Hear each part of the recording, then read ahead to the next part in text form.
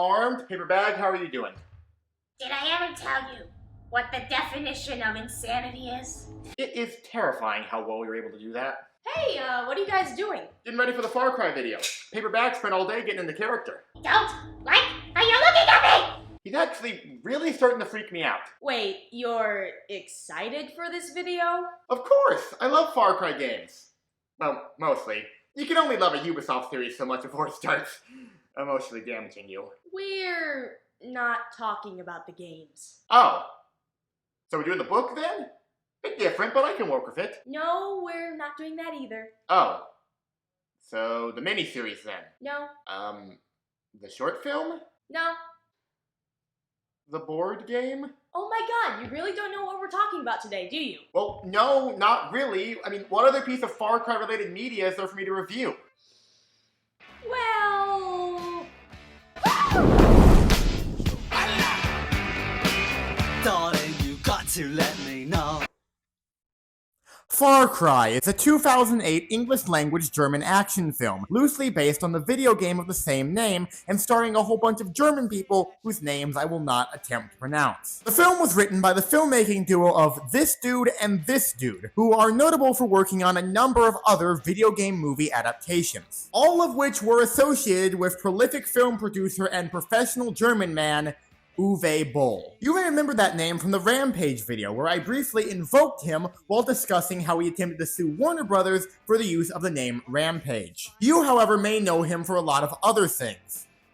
Not good things, but things like challenging his critics to boxing matches, being petitioned to retire, and opening a surprisingly well-reviewed and successful restaurant. Honestly didn't expect that one, but he's most well known for his film adaptations of many popular video games, including Postal, Blood Rain, and Alone in the Dark. His 2005 film adaptation of which is often regarded as one of the worst movies ever made. We're in for a good time today, I can already tell. One of many games unable to escape the raging Boll was Far Cry, a series I used to love until Ubisoft does what it always does and messes things up beyond all repair. This film in particular is based on the first game in the series, the only one of them that I actually haven't played. And apparently Boll had the film rights to it before it even released to the general public. I don't know how he managed to do that, and I do not know how he managed to get a hold of $30 million for the production. But he did. And we're facing the consequences. Well, I'm sure with such a talented and stable individual behind it, and a solid $30 million budget, the movie must have made at least somewhat of a oh no. Well, it must have been received at least somewhat oh god no. Yeah, we've got a wild one today, folks. And I want to give a special thanks to Jake Melvin 847free, who recommended I take a look at Uwe Boll's filmography. And I chose this one in particular because, to be honest, the rest of them scare me. I'm not entirely sure I'm ready to experience such works of art like Blubberella, the exploitation comedy film starring an obese superhero set in Nazi-occupied Europe, featuring Uwe Boll himself as Adolf Hitler, a film that released the same year as Boll's drama film about Auschwitz, and the third installment in his Blood Rain series, tastefully subtitled The Third Reich. Why did he make so many Nazi things in the same year? So thanks very much for the suggestion, Jake, and if this movie sucks, I'm blaming you. So without further threatening of my own audience, let's take a look at Uwe Boll's Far Cry. Roll film. The movie opens with some studio logos. Okay, Bright Light Pictures. Good logo. Bold. Less good. I'm scared. After that, we immediately cut to nighttime at my local airsoft field, where a team of red shirts find their vehicles immobilized. Meanwhile, this guy is taking CCR's advice and runs through the jungle, where he finds... Oh, wow, that guy is just completely missing the lower half of his body. I am gonna have to censor that. So based on the fact that we already have one red shirt confirmed down and none of these other guys seem to have names or personalities, I'm just gonna assume that we really shouldn't get attached to them. And yeah, that's one of those Russian 50 cals that I don't know the name.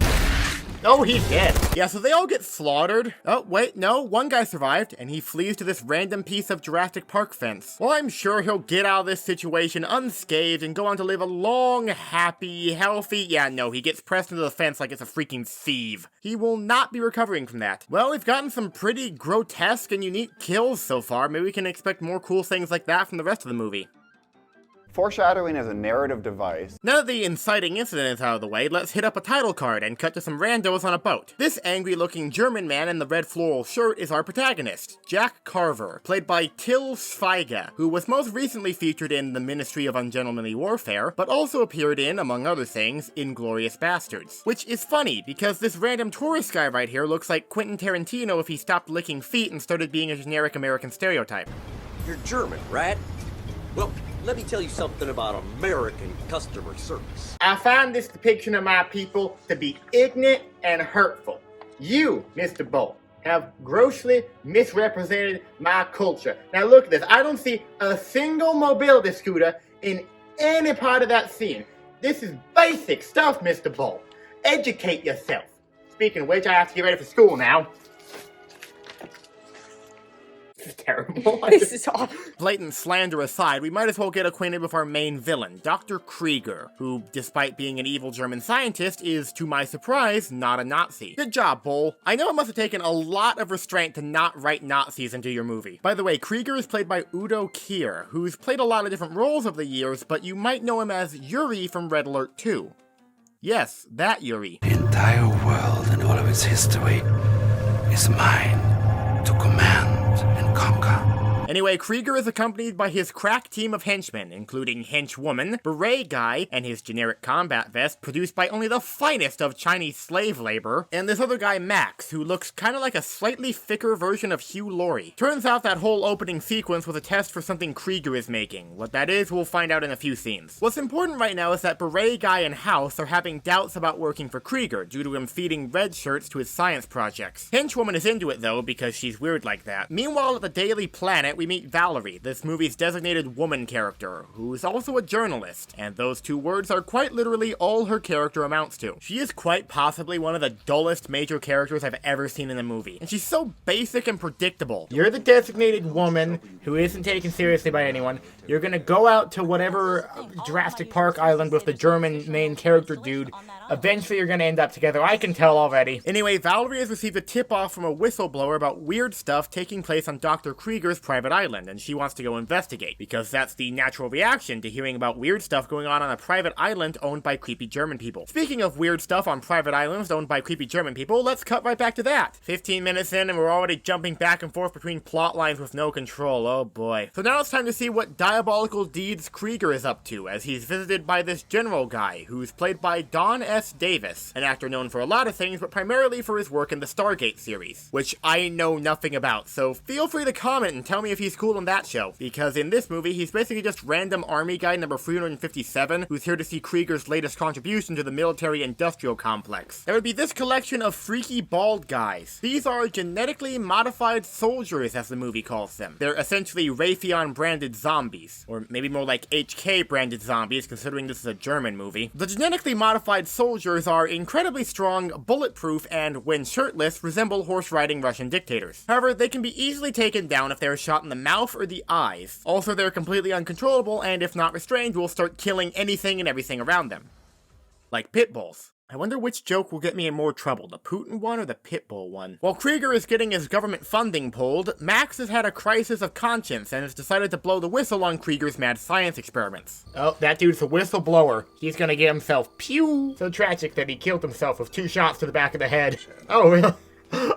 I'm predicting stuff before it happens. Anyway, now we cut to a Geico commercial. Fun fact, that singular throwaway joke line led to a 30-minute discussion with my writing team when we couldn't remember who did those stupid commercials with the idiot singing on motorcycles. So, hope it was worth it. Turns out Max was actually sending info about Krieger's secret island to his niece, who just so happens to be Valerie. So now it's confirmed that we're gonna be stuck with her this entire movie. So she's driving off to meet with Jack, our protagonist, as she's hired him to boat her out to Krieger's evil science island. I'm gonna completely ignore the nonsense with Wilford Brimley and this random scary lady because it's complete nonsense that goes nowhere and means nothing. These two randos have a good 10-minute of movie dedicated to them, and after that they're completely vanished, so it's best to pretend they aren't here at all. Meanwhile, at the previously mentioned evil science island, Max is being converted into an evil super soldier, but with a mind-controlled chip thing, so he won't just randomly kill people. This is shown to us with a super up-close and super gross surgery scene that I will spare all of you from because it's gross. If this pacing and constant scene changing hasn't given you a headache yet, then don't worry, because the constant shaky cam will. This movie absolutely loves handheld shaky cam, which, despite my burning hatred of it, can look good when it's used right, and by right I mean sparingly. There's no reason to use shaky cam in any of these scenes. This scene is just Brimley and the old lady from Bunked exposition dumping about how cool our protagonist is. Our cool, awesome protagonist, by the way, is sleeping drunk in a boat.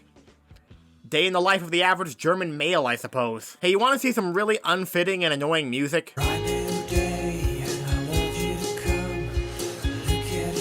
It sounds like I'm supposed to be in a freaking coffee shop buying overpriced bean water from unshaven hipsters. Can you imagine this music in any other action movie?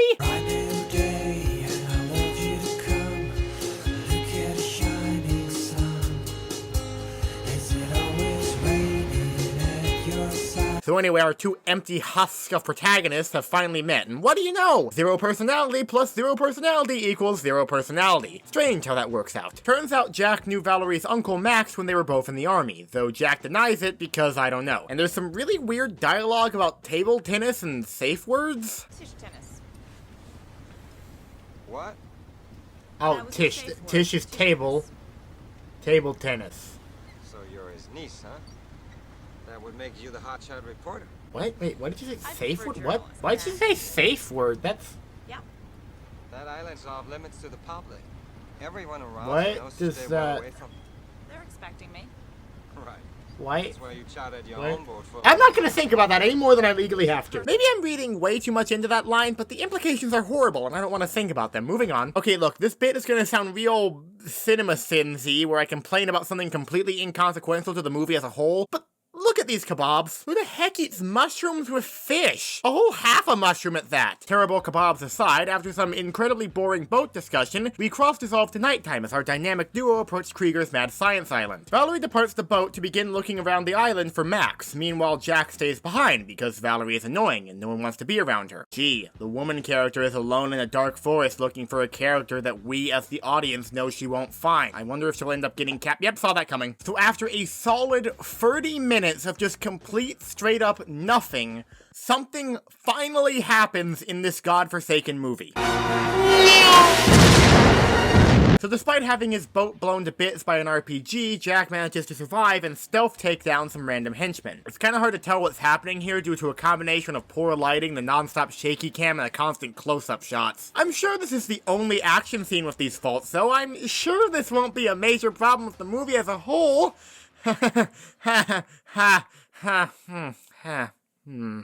Oh, hey, he threw a rock, like as a distraction. That's like a mechanic from like the games. You know, like the Far Cry, like the game, like that the movie is based on. That's a thing, you know, like in the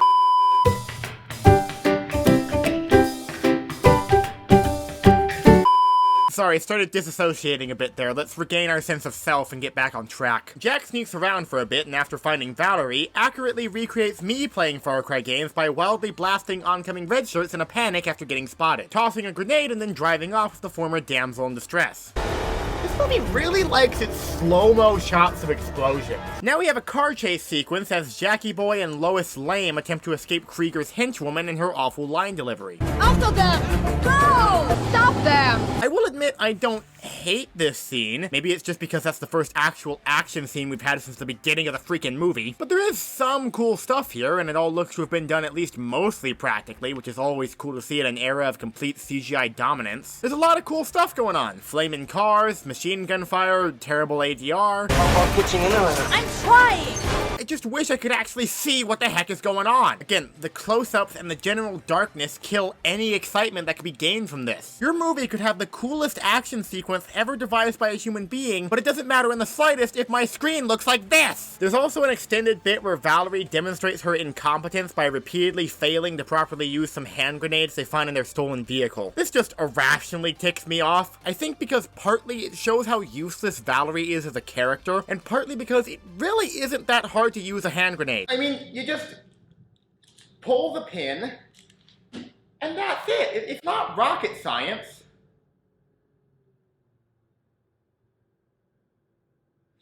Anyway, after Valerie finally figures out how grenades work, the chase ends when our protagonist's flaming escape vehicle is hoisted up by a passing helicopter, which then promptly drops them into the ocean, where they slowly sink and drown, ending the movie. Yeah, no, not really. They escape. I'm just really freaking tired of this. I have very little patience for movies that actively waste my time, and this movie is definitely a waste of my time. If you need proof, then how about an almost 5-minute long scene of our two nothing burger protagonists changing out of wet clothes? Look, there's a lot of things I need in my life, but an extended scene of characters undressing is not one of them. I totally called that Valerie was going to end up being the love interest though, despite the fact that they've known each other less than a day and have the collective personality of a wad of chewed gum. I called that this lady was gonna be the freaking love interest. God. This bed's very uncomfortable. I'm very uncomfortable. It was cold. Shared body heat. Why are we doing this? What is the purpose? My God, why are we doing this? Well, this is the most shoehorned in freaking annoying romance ever. Well, I feel disturbed and kind of angry. Let's start trying to have an actual plot now. Since Jack's boat is kind of gone, we need to find a way off the island. Jack's plan is for them to make their way to the other side of the island, as there's a mill with a dock there where they can find a boat. I don't know how he knows this, it must have been marked as a story mission on his map. But then Valerie says, wah, wah, wah, I'm not leaving till we find my uncle, wah, wah, wah. And that's basically all she says from this point onwards. After some more insufferable dialogue, the two of them hijack a truck being driven by some of Krieger's red shirts. There's this whole bit where Jack is forcing this henchman guy to remove his clothes.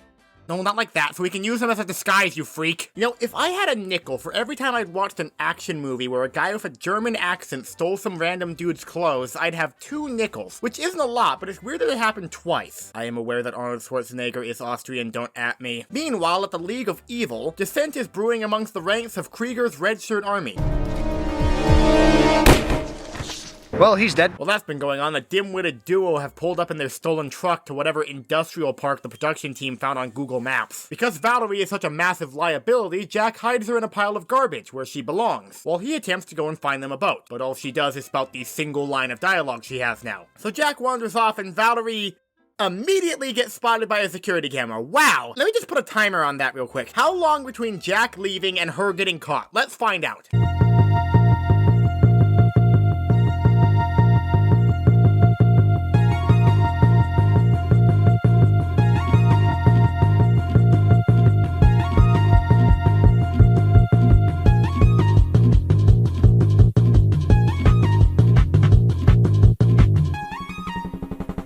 Wow, only about 20 seconds! I've seen doorknobs more competent than this bit.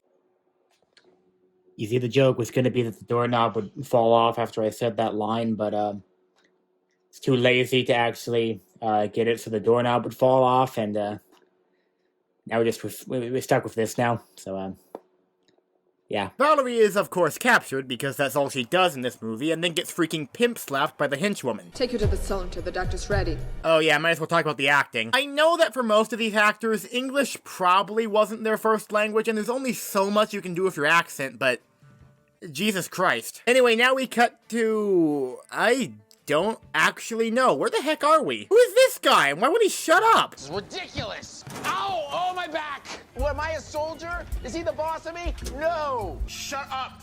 Shut up! Shut up! Oh, well, there's Jack, so at least I know I'm in the same movie and haven't accidentally ended up in the latest Adam Sandler project. And hey, the random guy is choking to death on a sandwich! Yippee! Unfortunately, though, Jack decides to save him, blowing his cover when Sandwich Guy starts screaming like an idiot and attracts attention, requiring Jack to beat up Beret Guy and steal a boat, with Sandwich Guy tagging along. I swear to God, if Food Guy becomes a recurring major character, I'm gonna kill my... I will do something harsh if this character is featured more. So now we have an epic boat chase sequence that I mostly don't hate. Again, practical stunt work is always cool, no matter how bad the rest of the movie is, and wherever the heck this is being filmed looks pretty nice. But it doesn't excuse the awful camera work or the annoying slow motion effects. Again, the shaky cam is killing me. It actually would have been fine here because on rewatch it works with the energy and motion of the chase scene and gives it a kind of chaotic and frantic feel. Because it was being used in literally every scene that came before it, all it gives me is a massive migraine. Anyway, after Sandwich Guy nearly goes overboard, him and Jack manage to escape their pursuers using a conveniently placed ramp. Wow.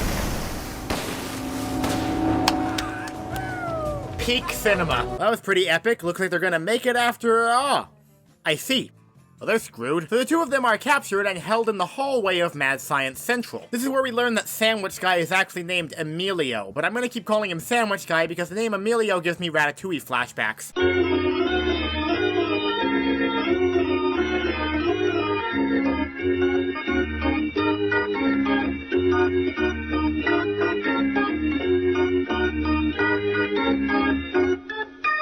Since he's a named character, that means we're gonna be stuck with him for the rest of the movie. He's our comic relief!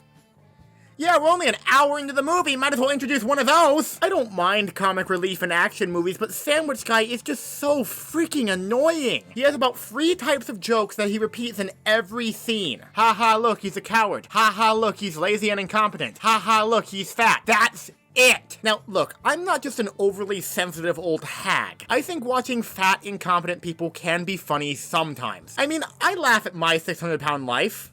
Wait, I'm not supposed to laugh at that? No, to be serious, it isn't that this kind of humor can't work. It's that it needs the proper setup, delivery, and, you know, an actual joke. There's none of that here, like, at all. You're supposed to just accept that it's funny because the movie says it is, and not because it's actually funny. Because it's not! Sorry, that was a bit of a confusing sentence. Let's get back to the plot and hope it finishes up sooner rather than later. I guess it's time for the bad guy to actually be a part of the story and actually interact with the protagonist now. We only have, like, 30 minutes left to wrap everything up. Might as well. I guess the villain in this movie ended up inspiring Giancarlo Esposito in the 6th game. Take a cool and talented actor, let them do basically nothing fun the entire runtime, and then make them a borderline non-entity in the story! Krieger tells Jack that he has Valerie in captivity, and his immediate response is, "Well, that's interesting, but I sure don't care. Can I go home now?" And then Krieger's like, no, but I've got another 30 minutes to kill, so I think I'll make you into mutants. And then he just walks off. And then Sandwich Guy is like, "Oh man, I'm so lazy and obnoxious. Can we sit down?" And then Jack's like, "Yeah." And then they sit down, and then we cut to Valerie, and she gets taken to meet Krieger, and he's all like, "Why don't you take a seat?" And she's all like, "The newspaper knows I'm here." And he goes, "Yeah, no, I dealt with that." And then she's like, "What? I have a bodyguard, and he's gonna rescue me." And then he's like, "Yeah, no, dealt with that too." And Valerie's like, "I'm not gonna say anything till I see my uncle." And Krieger's like, "Okay, let's go see him." And then we immediately just cut back to Jack and Sandwich Guy, and they're all like, Hey, dude? Where the heck are you going with this bit? "I don't know. This movie's doing weird things to me. I need a drink. I don't even know how this got here!" I'm gonna spare every single one of you the utter joy that comes from watching Jack and Sandwich Guy play I Spy. Yeah, that happens. It's awful. Skip it. So Krieger is taking Valerie on a tour of his Agent 47 collection. No, I'm not doing the Hitman movies. I can only take one game series I love being destroyed by a terrible movie. Unless you really wanted me to watch those, in which case I would. I have no shame. They take a walk past Chekhov's M60 and finally find Max, who's been completely converted into a mutant super soldier. The process of which has turned him from a slightly thicker Hugh Laurie into a swoller, paler Hugh Laurie, who looks like he's just realized he's wasted his life doing 8 seasons of House. Jack and Valerie reunite and smash their faces together a bit, then Sandwich Guy tries to be funny? I think? I don't like him. I don't even know him. Yeah! Yeah! Yeah! That wasn't funny. Please never speak to me again. So after the bad guys leave their captives alone in an unguarded room, Jack begins throwing up, as one does in this situation, I guess. He's apparently trying to heave up a handcuff key that he just had sitting around in his stomach for some odd reason. I genuinely do not know why he had to do this. I mean, I know why he had to do this, to escape. I mean the throwing up thing. Why did he wait until just now to throw up the stupid thing? Was it just so we could have more hilarious scenes of Sandwich Guy? Because God knows we need more of those. Vomiting aside, Dumb and Dumber eventually managed to get themselves free, just in time for Krieger to unleash Mad Max on them. Looks like Jack has a pretty tough fight ahead of him. The mutations have made Max basically indestructible, and on top of that, he's been programmed to be unquestionably loyal to Krieger. There's no easy way out here. The only thing they can do is immediately break Max away from the bad guy's control. Seriously, there's not even like a fight or anything. Jack just does the generic, "It's me, fight the mind controller whatever" spiel, points out that Valerie is here, and then Max just decides he's gonna go kill Krieger.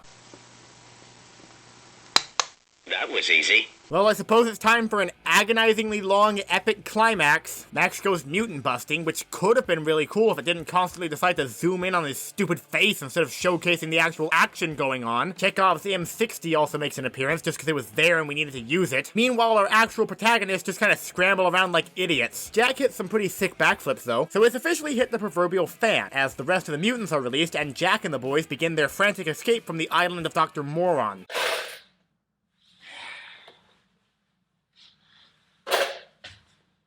While Jack leads a pursuing mutant into a conveniently placed giant saw, Krieger's mercs have been trying to fight off the mutants and have been getting completely slaughtered. Beret Guy is ordered by Krieger to keep getting slaughtered, and finally decides to complete his quote-unquote character arc by mutinying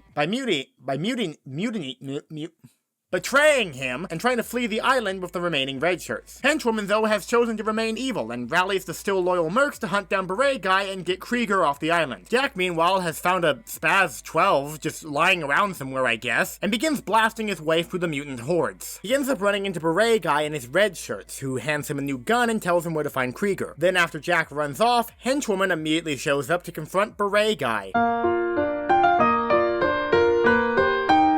Shoot her. Shoot her. Shoot her now. Shoot her now. She has no gun and only 2 guards. You have a rifle and a whole squad of red shirts. Shoot her now. Shoot her now. Shoot her. Okay. Okay, well, I tried. Guess the Merc Mutiny subplot is over. Glad we wasted time on that. Back to our regularly scheduled epic climax. So Jack fights his way through the remaining Mercs and mutants, while Krieger, Henchwoman, and a somehow still captive Valerie make their way to... Oh hey, there's Jack. He's got a gun to Krieger's head. And that means it's time for... the 33rd Annual Hostage Olympics! And welcome back to the Hostage Olympics, sponsored by Raid Shadow Legends. Just kidding, no one would actually give us money. I'm joined by color commentator Paperbag. Paperbag, what are your thoughts? Red, yellow, chartreuse. Very insightful. Let's see how the competition is shaping up. A very traditional approach from Jack here, the standard gun-to-head technique. A bit of a modified form here, though. He's pointing the gun at the jawline and not the temple. Orange, green, aquamarine. Yes, indeed, Paperbag. That will be costing him points if we go to decision. But it looks like he's adjusted at the last minute. That might be enough to save him. Let's not be too hasty, though. He's got some tough competition. Let's see how Henchwoman responds. A very rough start here, and look at that knife technique. Very poor, not even touching the hostage's neck.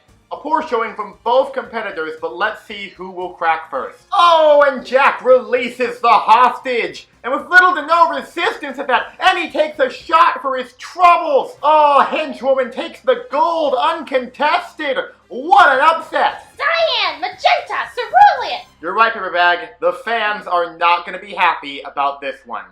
But wait, what's that? Oh my god! It's Swole Heel Lori with a steel chair! Well, that's all we have time for on this 33rd Annual Hostage Olympics. This bit has dragged on for far too long. Paperbag, closing thoughts? I ran out of colors like an hour ago. Okay then.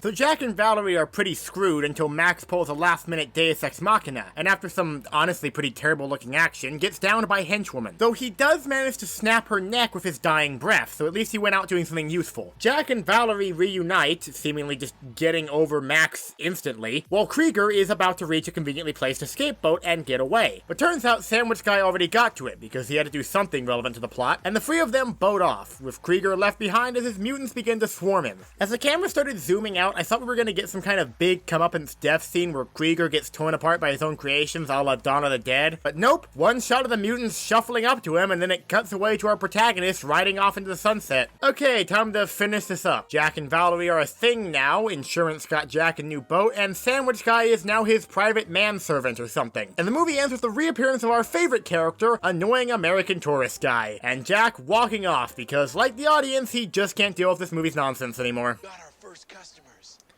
I mean, guess it's the frickin' whale people from the opening. Yep, I frickin' called it! Because I can call every stupid thing this movie does. Bye. Honestly, respect. Well, that's the film, folks, and... I think this movie could have been massively improved if it ended like Far Cry 5. This movie is the cinematic equivalent of dishwater. It's dull, murky, and completely devoid of any flavor. The characters are lifeless, cookie-cutter archetypes. The action, while not outright terrible, it's just so hard to watch because of the awful camera work. Constant shaky cam, the slow motion, and the close-up shots ruin any potentially good scenes. You know what this movie actually reminds me a lot of, funnily enough?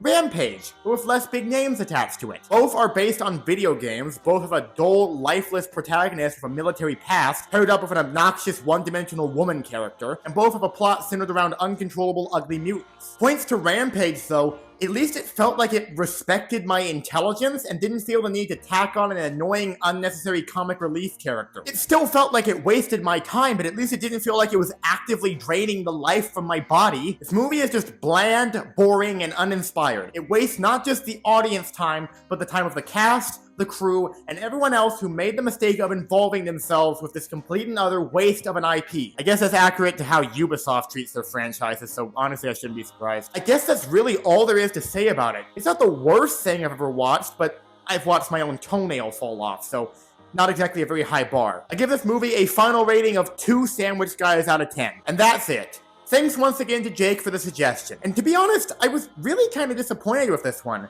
With Bull's reputation, I expected something just completely off-the-rails insane. Kind of like another movie he made, but I don't remember what that was. Oh, I'm sure it's not important. This movie's exhausted me. I need a break. Well, that was a complete waste of time. Seems like it, yeah. On the bright side, though, I probably won't have to deal with another Uwe Boll movie for a while. Right, Bag? Ivan, would you like to sign my petition?